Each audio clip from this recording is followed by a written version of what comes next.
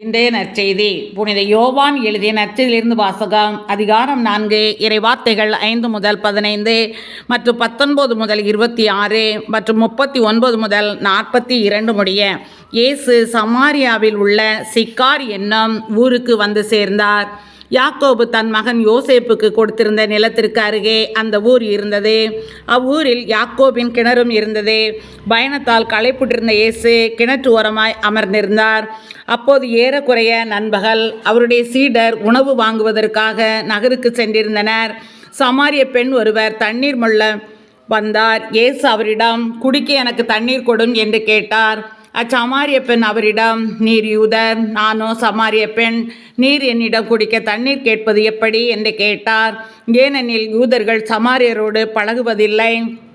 இயேசு அவரை பார்த்து, கடவுளுடைய கொடை எது என்பதையும் குடிக்க தண்ணீர் கொடும் என கேட்பவர் யார் என்பதையும் நீர் அறிந்திருந்தால் நீரே அவரிடம் கேட்டிருப்பீர், அவரும் உமக்கு வாழ்வு தரும் தண்ணீரை கொடுத்திருப்பார் என்றார்.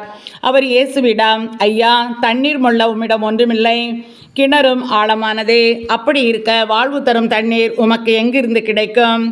எம் தந்தை யாக்கோபை விட நீர் பெரியவரோ? அவரே எங்களுக்கு இக்கிணற்றை வெட்டி தந்தார். அவரும் அவருடைய மக்களும் கால்நடைகளும் இதிலிருந்து தண்ணீர் குடிப்பது தான் வழக்கம் என்றார். இயேசு அவரை பார்த்து, இந்த தண்ணீரை குடிக்கும் ஒவ்வொருவருக்கும் மீண்டும் தாகம் எடுக்கும். நான் கொடுக்கும் தண்ணீரை குடிக்கும் எவருக்கும் என்றுமே தாகம் எடுக்காது. நான் கொடுக்கும் தண்ணீர் அதை குடிப்பவர்கள் பொங்கி எழும் ஊற்றாக மாறி நிலைவாழ்வு அளிக்கும் என்றார்.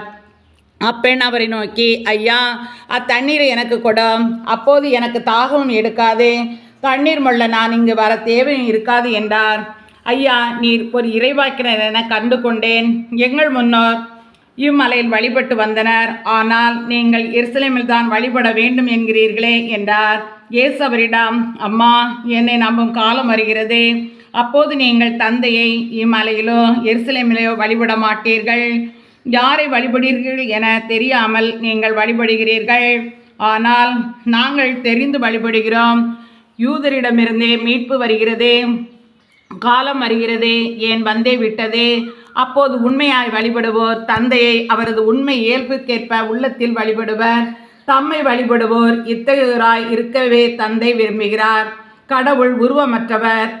அவரை வழிபடுவோர் அவரது உண்மை இயல்புக்கேற்ப உள்ளத்தில்தான் வழிபட வேண்டும் என்றார்.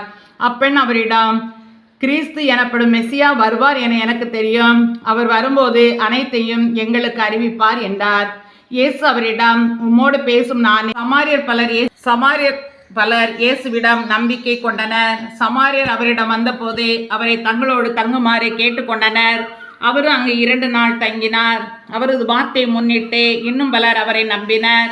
அவர்கள் அப்பெண்ணிடம், இப்போது உன் பேச்சை கேட்டு நாங்கள் நம்பவில்லை, நாங்களே அவர் பேச்சை கேட்டோம். அவர் உண்மையிலேயே உலகின் மீட்பர் என அறிந்து கொண்டோம் என்றார்கள். இது கிறிஸ்துவின் நற்செய்தி. கிறிஸ்துவே உமக்கு புகழ்.